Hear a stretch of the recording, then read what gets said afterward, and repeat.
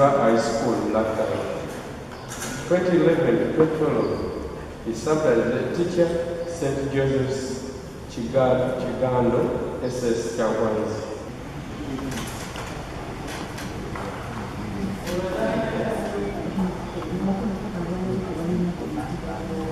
Second, it has gone on, but it has been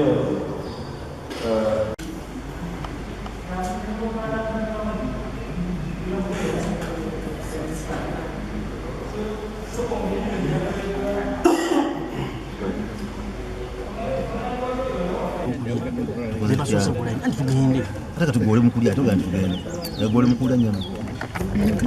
Soko ko gram ni chama.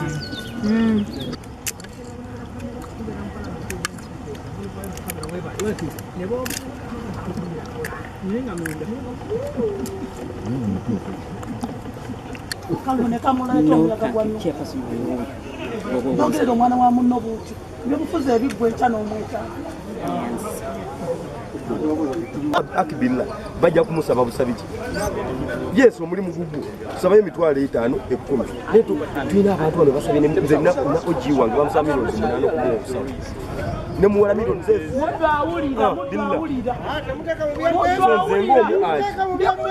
Tetuba na issue. Ngendo ku district ya Byolo. Watu yimira okulwachi. Nzija kisanya kijja. Wendi wana wencha. Where we get the reference. Sababu tuko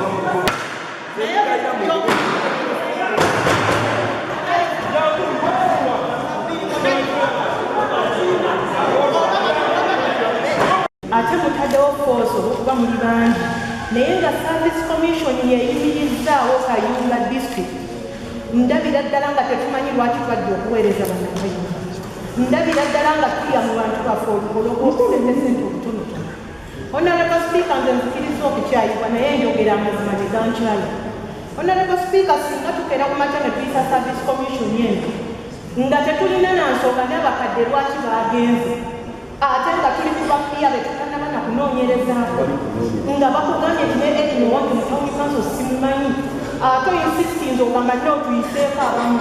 Honorable Speaker, Lands Board terina kye yatukoze n'abantu abaliko abamu tuyinza okuba tubadde tulya nabo.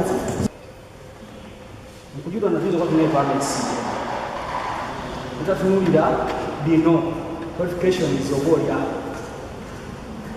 era kyokola tebakubaasiime bana ne batabazza bana badde babuuza bakola musanvu kyokwata mubazza bonna naye kitagendeyo baasiimye onoyebo kiyali baleesa abatukkiriza naffe tukole obuvunaanyizibwa buno obwokuba nga tugenda kwakulobinga naye nga tumaze era kwongera kunoonyereza ku bantu nze baleese mukyalanaggujja batatuddewo simulabangako mukalunga tawunikanso nze sikadde balala babaleese oba n'abalala nalyetanza okutegeera ekyali kyakola tetuli wano mu mutima mubi naye tukimanyi bulungi Kayunga Service Commission yaffe eyawano kafuuka katale bwe tumala okukayisa kubanga abantu abo si baawano kati tetusobola kumala gakeera ku makya tuyise buyisa lwakuba executive ere so we can't at the same time abantu abo bawaayo sente ntegerekesa kati bo ne balwana nnyo tuyise ekintu kyabwe kyasasulwa we are not here to do that saagala tutwale mutima mubi we are not erinnya Lutakome Dick somesa yawumula nsuubira tina guno omulimu nja kutambuza with utmost honesty, integrity and confidentiality. Obwesimbu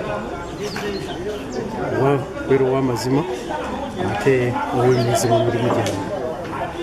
Oluusi kitera otukola obubi commissionism ebantu okulabika nti bakulembeza nnyo esente. Maseninde kansala omukyala akiika Kayunga Town Council obula bano abapya be baleese tusooke tubanoonyerezeeko kubanga abantu betufuna nga tetunoonyerezaako be batusumbuwa ne beekobana ne bapolitician ne batunda emirimu naye mu mbeera eyo ndabye akavuyo ng'ate NRM eringa egamba nti yo bw'eba eyisizza tekiina buzibu nze bannakayunga ogwaffe tugukoze twagadde tugende tunoonyereze ku bantu naye ne batulemesa. Nze Joel Kayiira kansala akiikira olukiiko lwa district akiikira egombolola eggala ku lukiiko lwa district.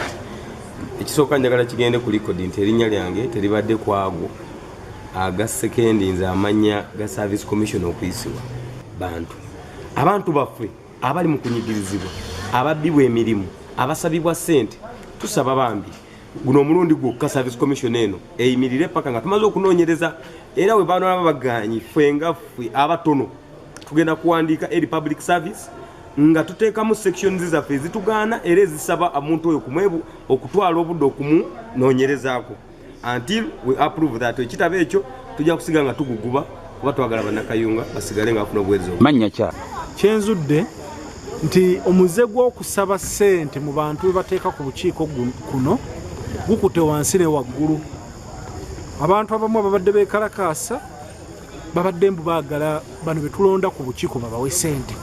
Ekyo tukivumirira bebizibu ebimu bibadde Kayunga betwagala okugoba kati ate bibanga bibadde byagala nakujjira mu kulonda ba members ab'obukiiko ekyo njagala kivumirira ne sekuvumirira yenna.